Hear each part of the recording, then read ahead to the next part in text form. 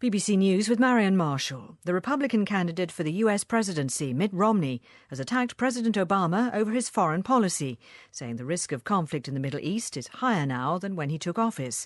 Mr. Romney said President Obama was leading from behind and the US had been at the mercy of events.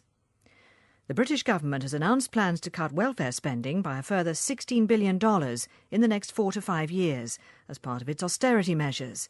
The Chancellor of the Exchequer, George Osborne, said he was committed to a programme of spending cuts and tax rises to reduce Britain's budget deficit.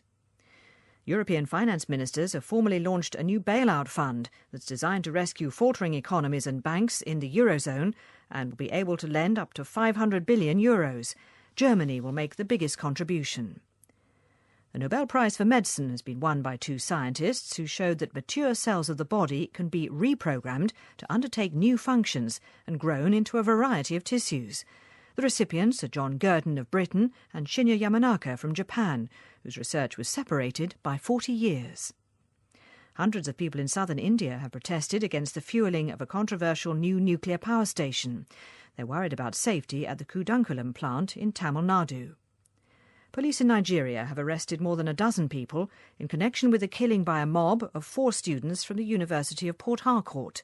The students were accused of stealing mobile phones and laptops. The left-wing leader of Venezuela, Hugo Chavez, has been re-elected for a 4th term as president. He won 54% of the vote, finishing 10 points ahead of his rival, Enrique Capriles. The Jamaican sprinter Usain Bolt says he'll defend his Olympic 100 and 200-metre titles at the 2016 Games in Rio de Janeiro. He had said he was considering swapping sprinting for the long jump. BBC News.